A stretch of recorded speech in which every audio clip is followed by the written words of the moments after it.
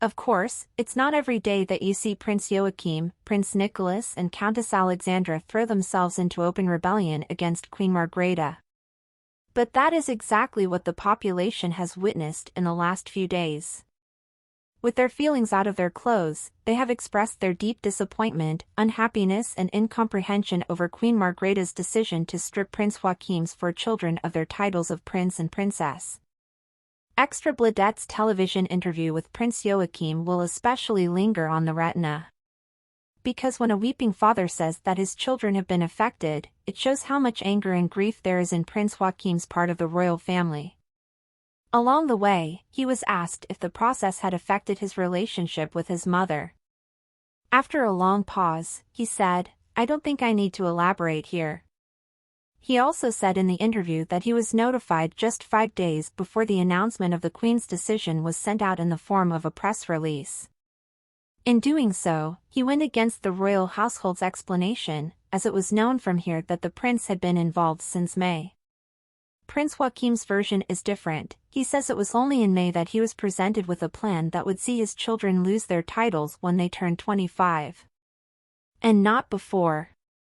He goes on to add that he was only given a few days to deal with the press release itself, which of course was greatly delayed compared to the plan he was presented with in the spring.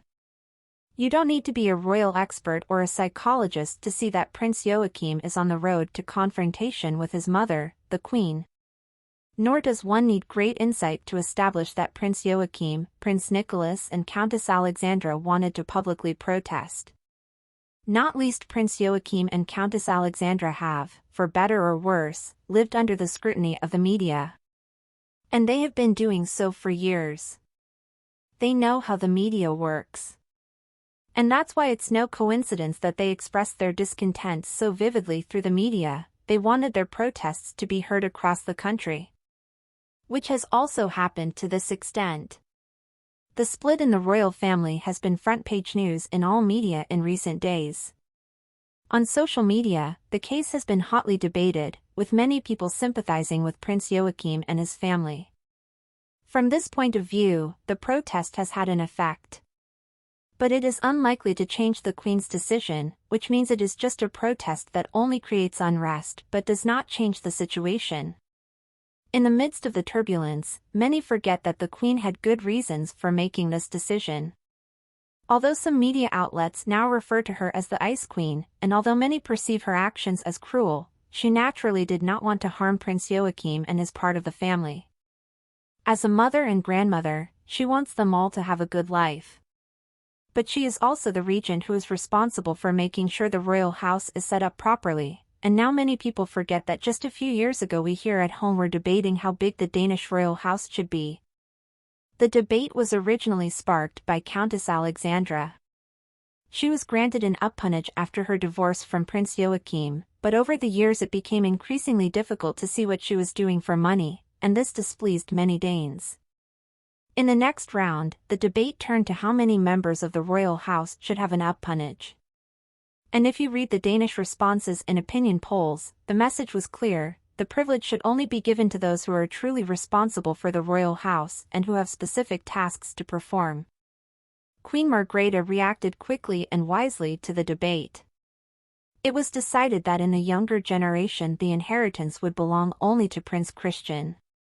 And at the same time it was clear that Crown Prince Frederick and Crown Princess Mary would continue the monarchy after Queen Margrethe's death.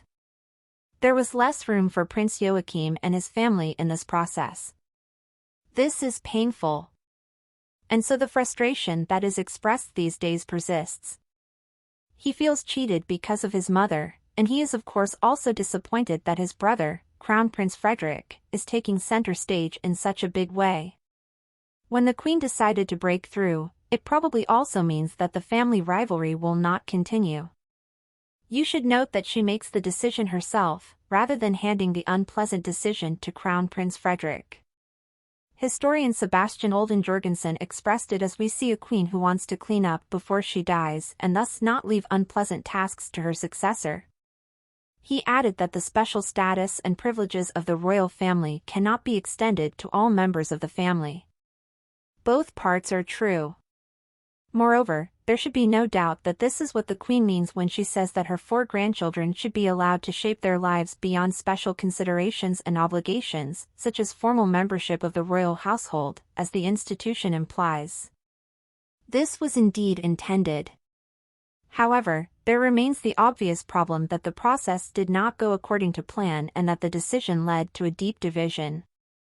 The big question here and now is, for the same reason, will the crisis be short-term or long-term? Will the Queen succeed in healing the family wounds, or is the plan for a long and bitter family feud? If the latter happens, it will damage both the family and the monarchy as an institution.